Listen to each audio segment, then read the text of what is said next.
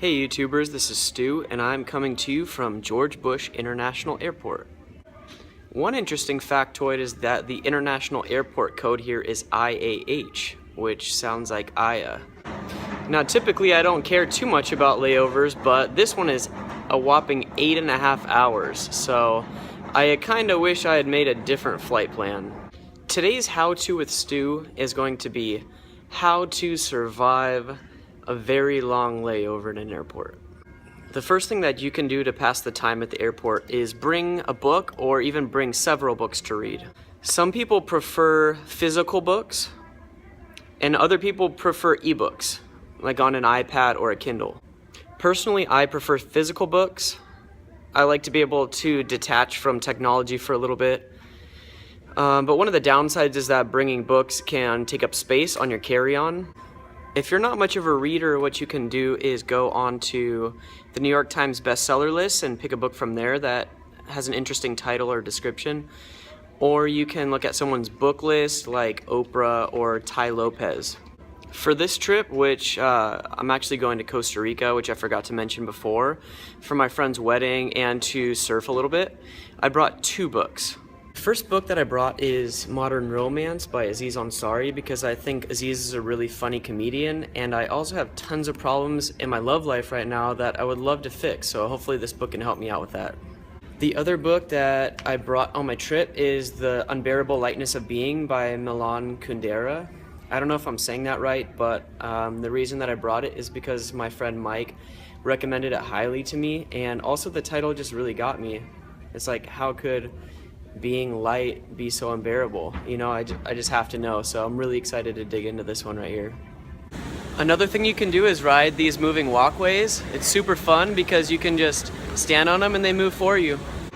Another cool thing you can do is see if the airport has any awesome attractions. This airport has a pretty cool little area designated to the 41st President of the United States, Mr. George H.W. Bush. They have the whole story of how he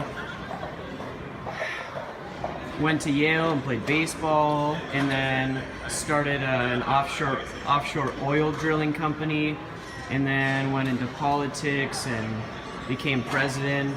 Really interesting stuff. One thing that I learned is that that's actually not his mom, it's his wife. She looks like she could be his mom because she looks a lot older than him. They even have an 8-foot bronze statue of Mr. Bush. The statue was built by Mr. David Dix. Overall, this is an awesome way to spend 5 or 10 minutes in the airport. Another thing you can do to pass the time is go into one of these little bookshops or news shops and you can look around at the merchandise. One pro tip is that you can actually read the magazines and then not buy them, so it's a great way to pass time and also not spend any money. There are lots of different magazines to look from automobile magazines to magazines about guns, all the way to adult magazines.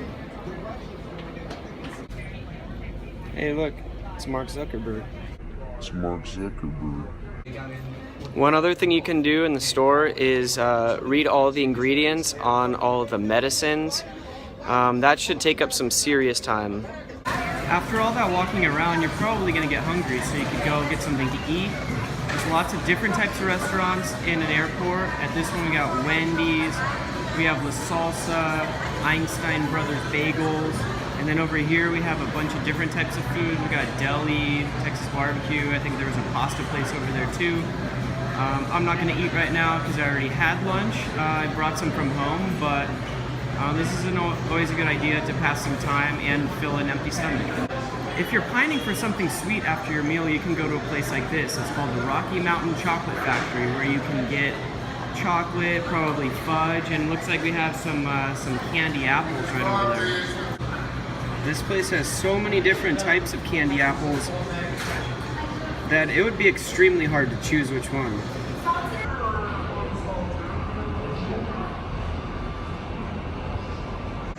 After all that food, what you may want to do is take a nap. Now, airports are really not the best place to nap because You either have to lay down on the floor or you have to sleep sitting down in a chair in a terminal. And either of those options is not very comfortable, but you really gotta make do with what you got at the airport. I think I'm gonna lay my head down for a little snooze right now, so I'll see you guys in a little bit.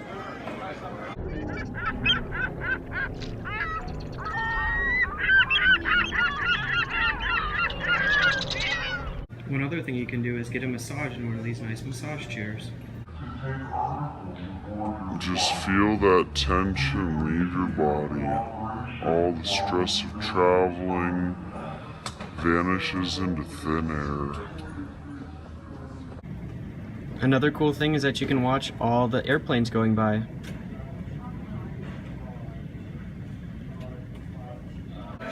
And that brings me to my final thing you can do in an airport to pass time during a layover, which is people watching. It's actually my favorite thing to do because there are so many different types of people coming through airports from all over the world, and it's just so fun to watch them and see how they're living their lives in the airport.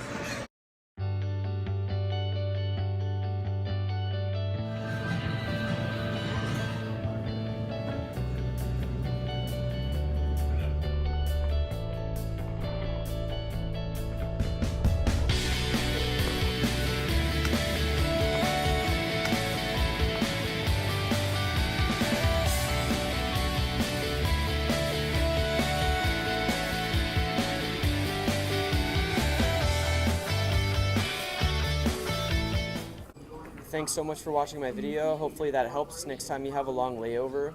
Like always, like, subscribe, comment, and I'm gonna go figure out how to use the rest of my 6 hours, because that only took about an hour and a half. Maybe I'll edit this video, take a nap, maybe I'll grab a coffee. Peace.